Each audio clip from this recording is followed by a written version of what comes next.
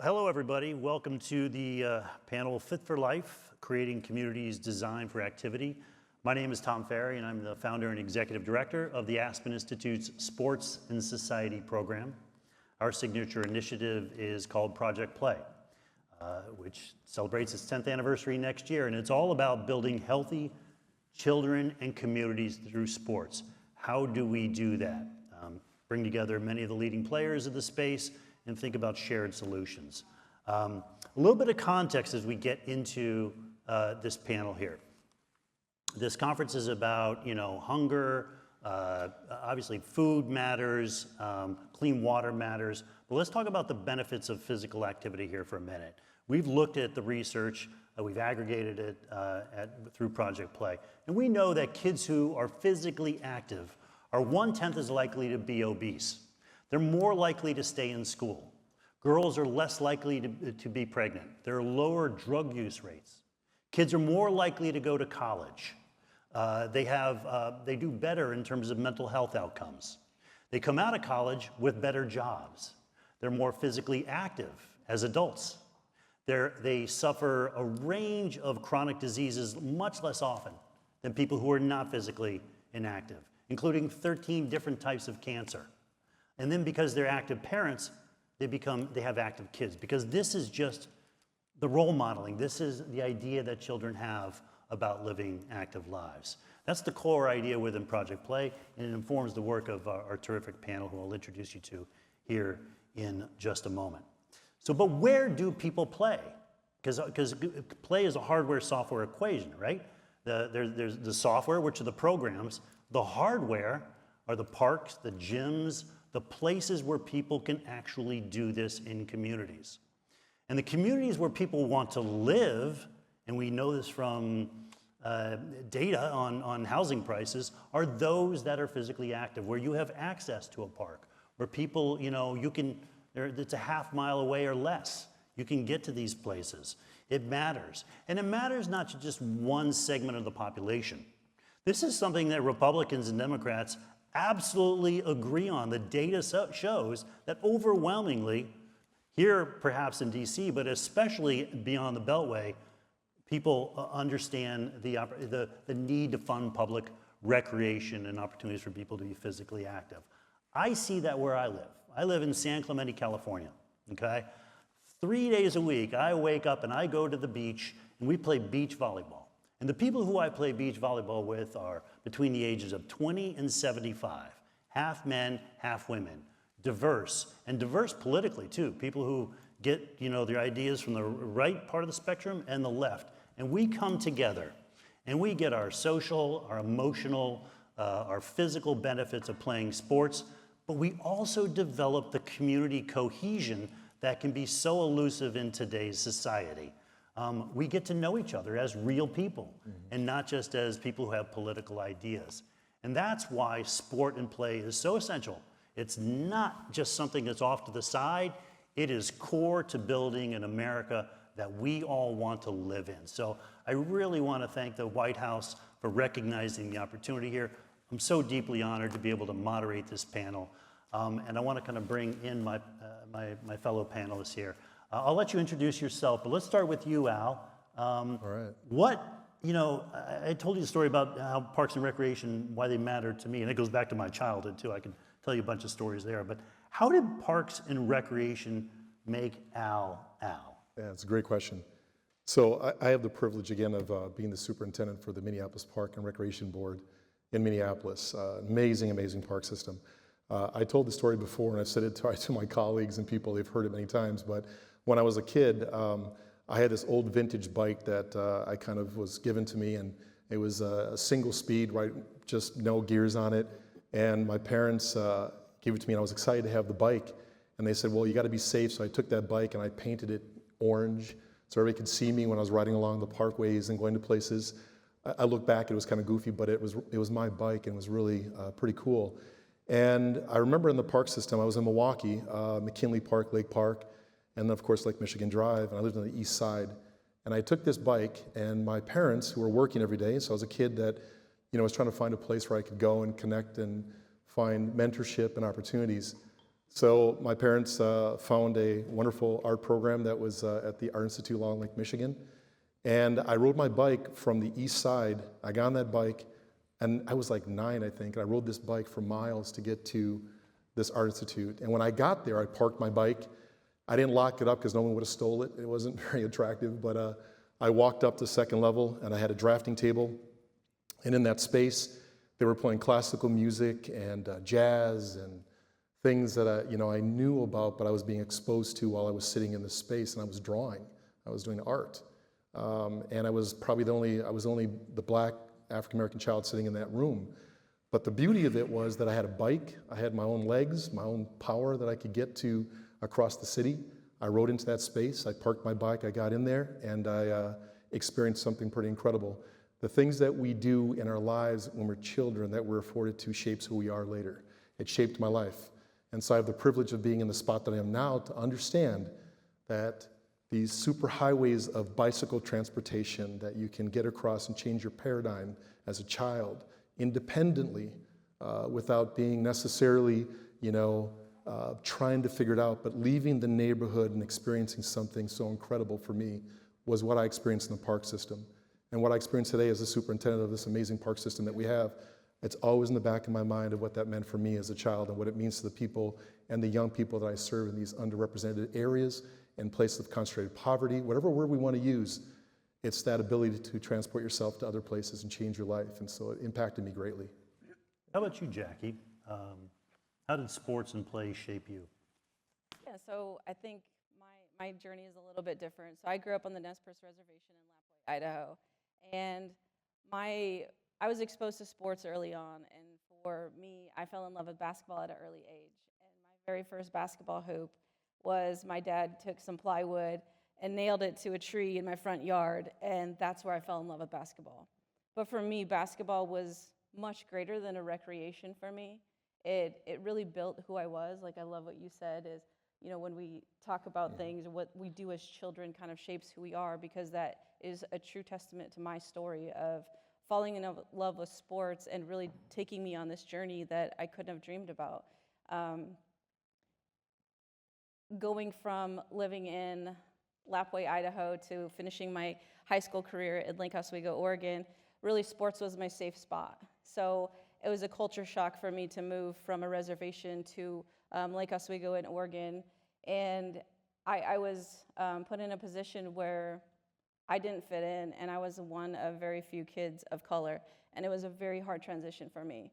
But the one thing that I was able to bounce back to was sports. And anytime I found that I needed peace or I needed space, it was basketball. It was a gym. It was just grab a ball and go to a gym. So for me, it's much bigger than recreation, and it's a pathway to success. It really is. I was able to get a scholarship to play basketball at Illinois State University, where I was on a full scholarship, and it was in that moment of clarity as an 18-year-old kid that I knew that I wanted to give back. And I didn't know what that meant at the time or how I would do it, but here I am in year 8, co-founded Rise Above, whose mission is to empower kids through sports. So that's my story with sports, but I just am so grateful, to be on this panel as well and really share the journey of how sports impacted me and how I'm trying to use that to motivate others in representation and why representation matters. Now, CC, you're the chair of the YMCA of USA. YMCAs have physical infrastructure all over the country, but personally, how did having a Y near you impact your life? Absolutely. And in my day job, I am an entrepreneur, and sports is a big part of that, and I'll get to that just in a moment. But yes, I'm chairwoman of the YMCA, very proud to represent the organization. We're not just nationally, but we're global. And but the Y is the inventor of 2 things, basketball and volleyball. And I grew up learning how to play volleyball at my local Y. And that became, for me, a love of sports and just a love of physical activity. But more importantly, and what I've learned, throughout my career, is that sport is an equalizer. It's an equalizer for kids, not just in underrepresented, areas, but also in rural. I think it runs the gamut of how it can be a great opportunity to your point of using it to better yourself in your career. And later on, I was a parks commissioner, and which was a phenomenal experience. But we had free golf privileges, so I tried my luck at golf, and I'm still hacking away today. I'm not very good, but I love the outdoors. I love what it does, and I've become an advocate too for young people of color learning how to play golf. One, it's physical activity, young people, and then it does have a great business benefit to it, later on. So once again, an equalizer. But more recently, I always worked out at the Y. I went kind of loosely Zumba, get on a treadmill. Never that intentional, but I had a devastating cancer diagnosis in 2017, and I had been on the board of the Y in a governance role, and that was primarily something that was really important to me. But then the Y became something much more important to me because it was a place for me to work out intentionally, take advantage of the programs, find a support system. So mind, body, and soul is how the Y healed me. And today I have a sports company. I have a multimedia, multicultural marketing company, and we do Spanish language broadcasting for NFL teams and collegiate teams. So we're constantly in the sports arena and advocating for sports as an equalizer. Right. So let's talk about the barriers or the deficits related to infrastructure in communities, particularly communities of need. Jackie, let's start with you. Reservations, Native American communities, what's there, what's not there? How do you assess the barriers? Yeah, so I can't represent all tribal communities, but I can share my experiences. In Washington State, our children are facing a lot of very big challenges. They are more likely to live in chronic poverty. They are 4 times as likely to be placed in foster care. They are more likely to be in the juvenile justice system, and they have suicide rates almost double or over double of the national average. So for us, it's more than access. It's more than getting them access. For us, access is prevention. And what we do for us is we break down some of those barriers that they can't normally afford to get to the events and programming. So we're one of the very, a mobile nonprofit in Washington State. So 2 of the barriers that our children face trying to seek services is transportation and cost. So we go inside of tribal communities, we go into urban centers in the city of Seattle, we go to where the kids are and meet them where they're at. And we work very hard on our back end to never charge a dime for any of our kids to attend any events. While our focus is Native American youth, we don't ever turn a child away. So I think getting into the communities and meeting kids where they're at is the most important thing for us. We found that using basketball or health and wellness activities is a great way for prevention. And that's what we're in. We're not a recreation business, we're a prevention business. What about like the infrastructure itself though? I mean, we talked a little bit earlier about the community center, but the real limitations in terms of accessing it. Yeah, some of the tribal communities that we work with, when I was growing up, we had our community center, but it served as multiple things. It served as a community center for a gym, but we also host our tribal council meetings there twice a year. We host funerals there, name givings, tribal ceremonies, powwows. So it served as a multi-purpose facility. So it wasn't always available. So if you wanted to host something, it was a challenge of really lack of resources in the community. And I think some of the rural tribes still have a big struggle with that. Mm-hmm. So if you were to wave a wand, what would you put into those? Is it more field space? Is it more community centers? Is it more gyms? Is it more bike paths? Is it, what would you, skate parks? I don't know. All of it. Okay. But All of the we above. have yeah, all of it for sure. But we have we've been working really hard with a couple of our tribal partners and coming up with these concepts of a Rise Above Center. And a Rise Above Center is a multi-sport facility, but it also incorporates classroom, it incorporates technology. So we talk about that holistic approach to kids, reaching them where they're at and making it fun. I think sometimes we get into these intense programs or, making sure that kids have access and we lose the fun part of it. And that's something that we really pride ourselves in and making sure that all of our programming is fun. But the Rise Above Centers concept is a really exciting thing that we've been working on for a couple of years. Yeah.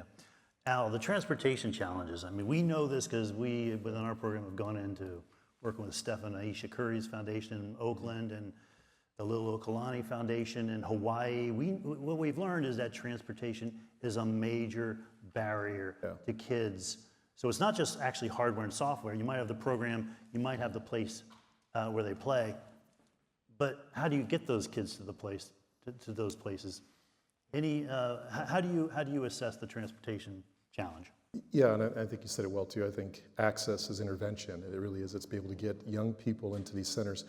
We're fortunate, Minneapolis Park and Recreation, we have 50 rec centers, 47 of them that are actually run by us, and we have joint ones that we work with other partners.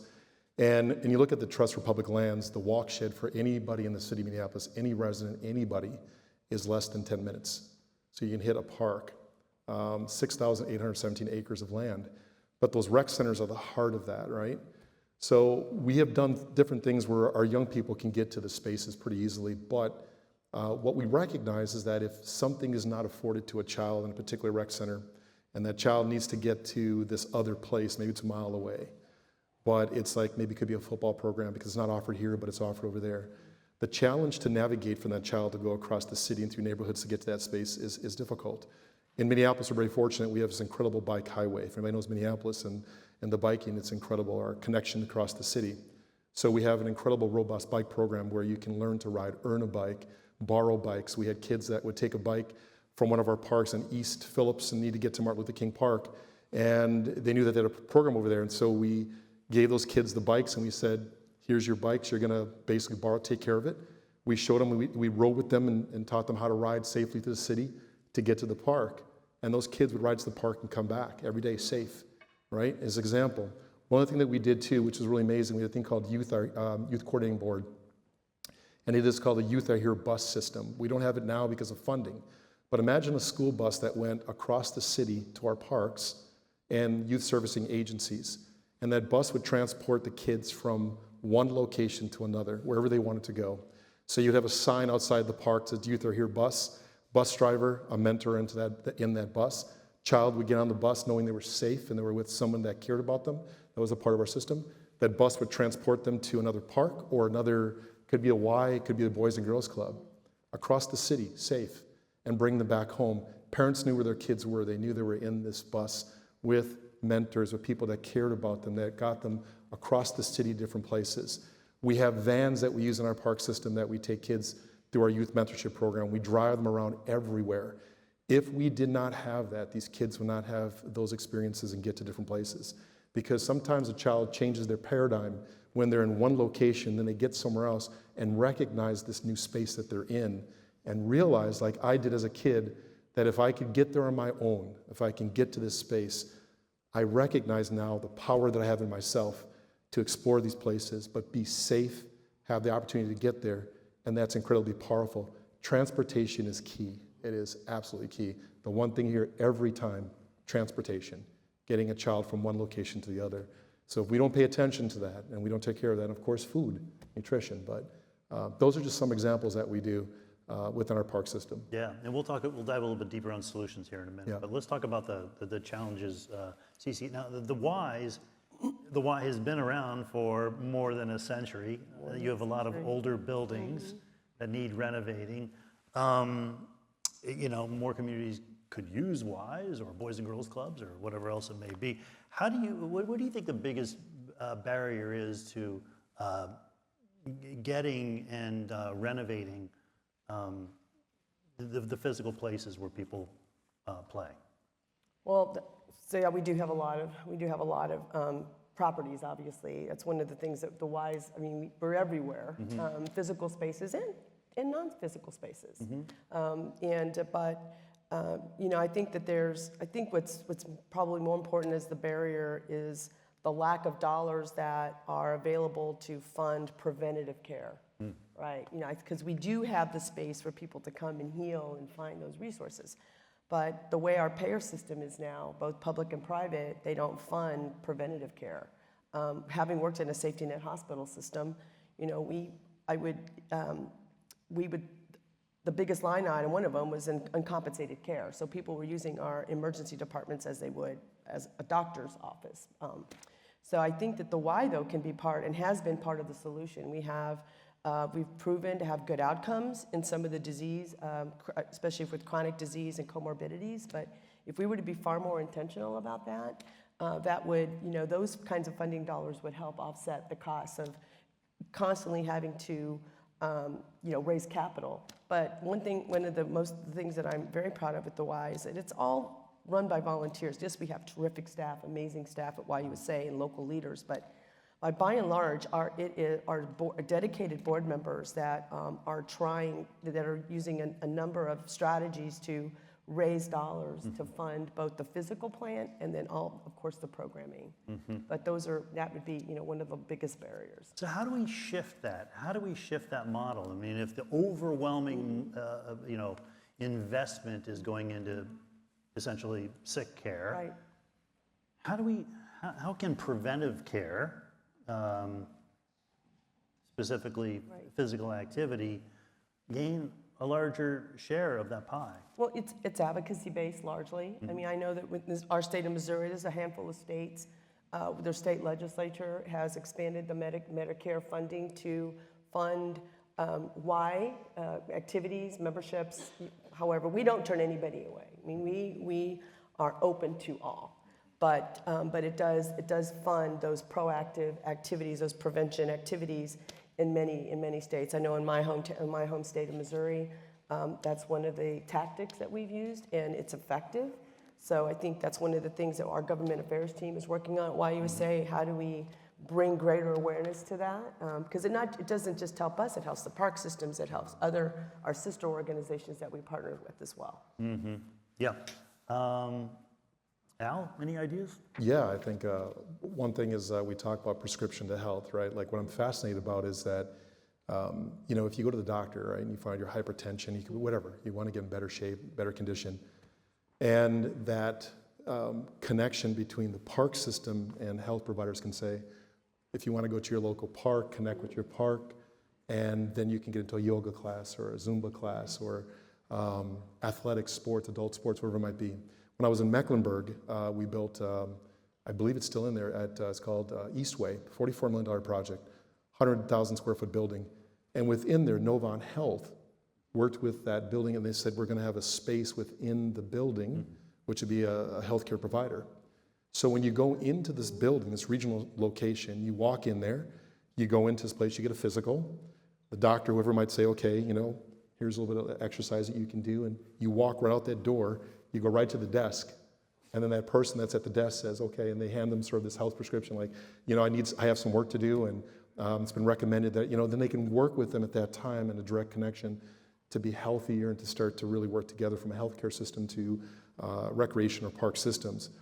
So there's a tremendous amount of opportunities. I know our focus is not only around healthy eating, and we do all sorts of healthy eating, cooking classes and stuff. We do also have what they call wraparound schools, which is schools and parks and communities working together in a complex so that when a person goes to visit there, they can get the healthcare needs, they can get recreation, they can access different things. We have a location within our park system at Bethune, which is a wraparound school complex where you can get multi-level different care, one-stop shop in the community that you can go to and get those benefits, not only for physical and your well-being, but also recreational or any other services you need.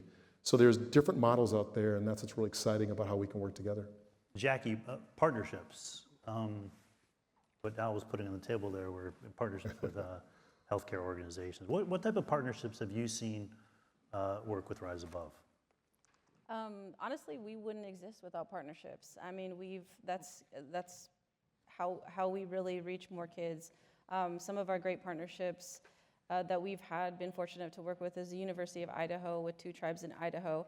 The city of Seattle, the mayor of Seattle, and council president Deborah Juarez have been so super supportive of us working in the rec centers in Seattle.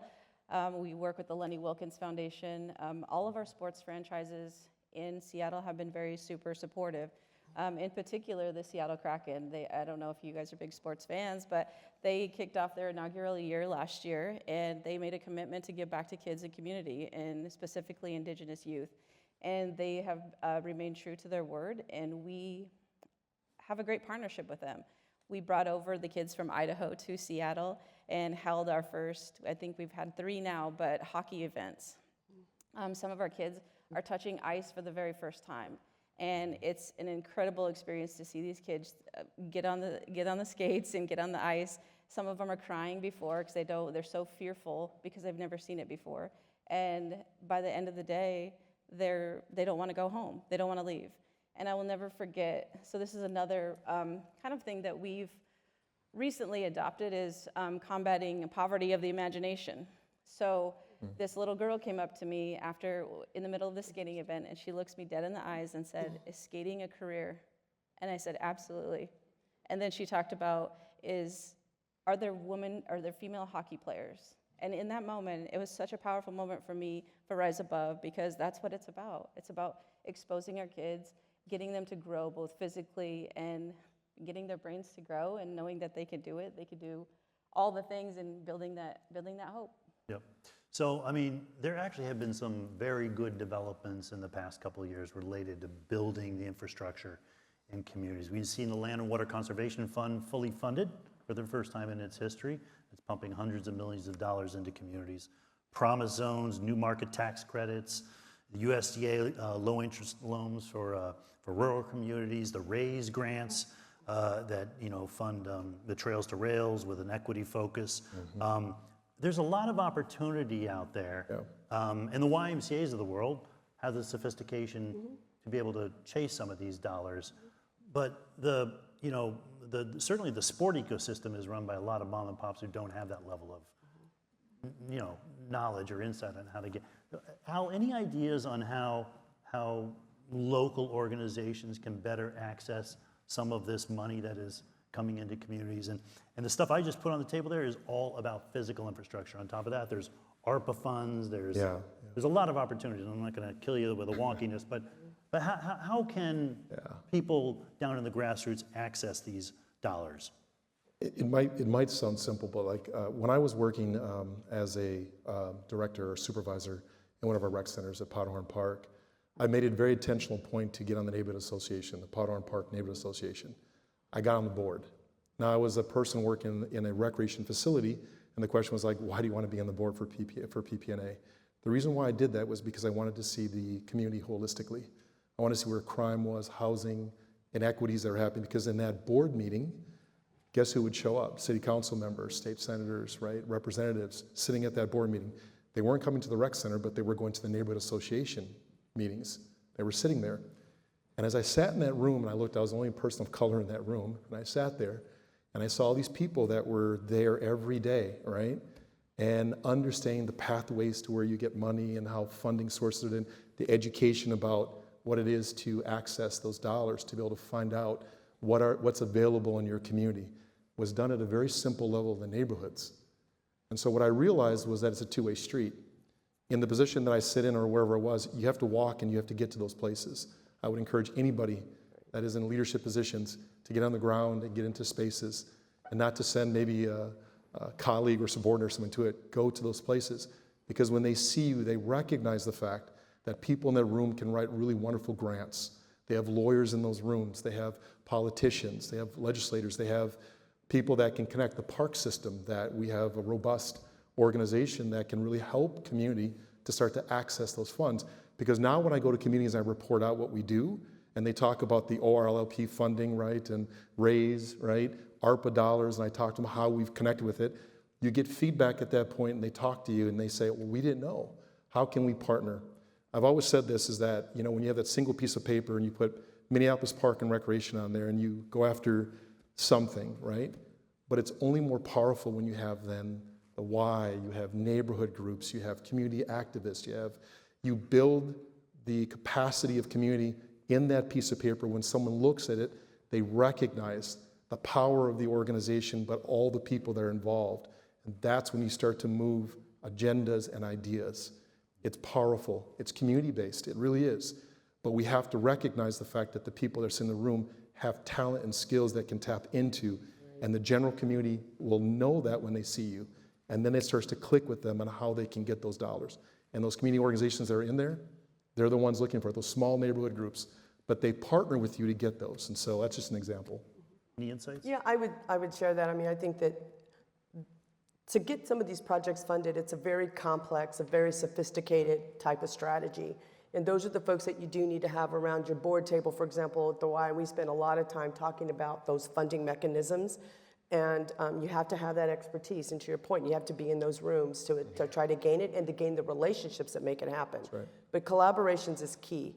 1 + 1 = 11, as far as I'm concerned. The more people you have at the table, then the more leverage you have to go out and get bigger funding. Yeah. Because, you know, funders want to know that you're connecting, that you are collaborating to deliver something that's greater.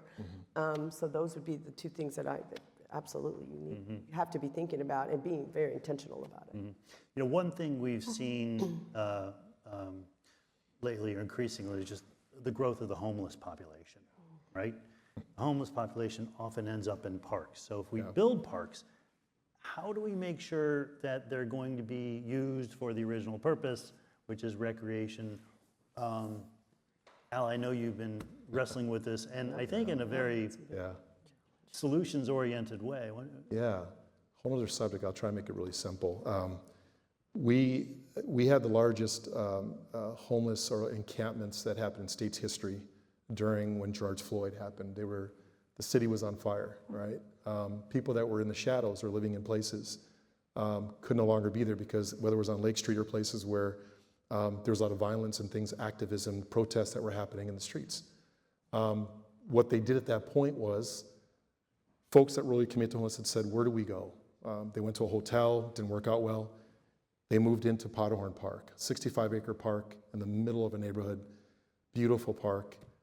I think at the height of it, we probably had somewhere around 565 tents in that one park alone, 44 parks for our entire park system.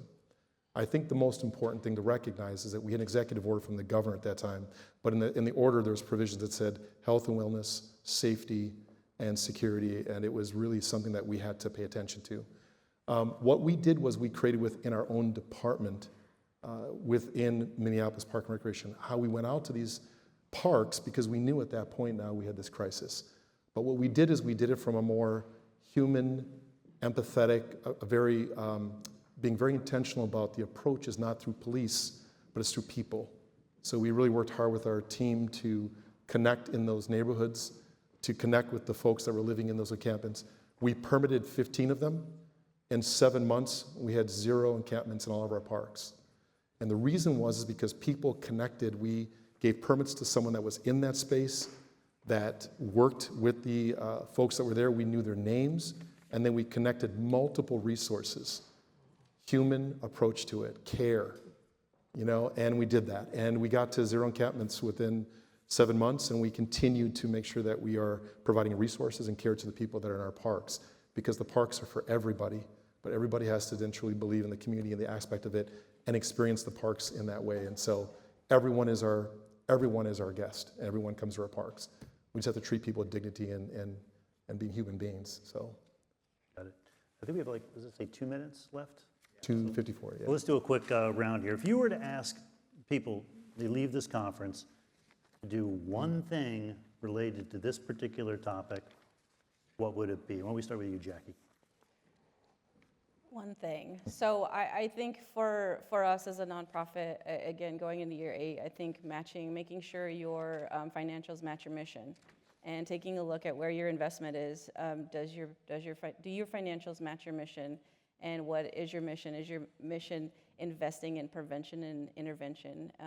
The other thing I would say, it kind of goes together, so it's one, is really advocating for the prevention and intervention funding. I think that's where we change the narrative. And for us, I always say that if you have a goal that can be achieved in your own lifetime, you're not dreaming big enough. So we're working on changing the narrative and investing in prevention, so the advocacy and support for those programs would be very helpful. Cece? I would just echo that. I mean, I think it's advocating, for government and health plans to invest in physical activity, in youth sports. I think that is, one obvious way, and that's something that everybody can do at any level, whether you have a large association or you have grassroots. You can mobilize from a grassroots perspective, but I think that is one large item, but a lot of people can pull behind it and see results. Al? I would say, advocate for parks. I know it's a really broad term, but when this pandemic hit, the one thing that everybody understood very clearly was parks. Parks. We closed 21 miles of parkways so people could, walk within distance of each other, but they were out there in our parks. It was one of the most important things that I think people really started to recognize at that moment, was the importance of parks. City Parks Alliance, Catherine Nagel, who's the executive director there, is wonderful. NRPA with Kristen Sensen, she's also available. There's all these organizations that do incredible work to connect with those, to understand the work that's being done around the park systems and natural areas. It's so important. And I would say too is that, being connected to that and really advocating for it. And I talked about earlier too about partnerships and collaborations. I think the value of our park systems, I think maybe it's not recognized, but we're in the halls, we're in the spaces, we're in government, we're connected through, we're public servants, we serve the people. So connecting with the park systems, understanding the value of it, and how you can leverage that to really advance the work of health, exercise, wellness, nutrition. It's all built within there. We're public spaces for people to heal the fabric of communities. So I would just advocate for that. Yep.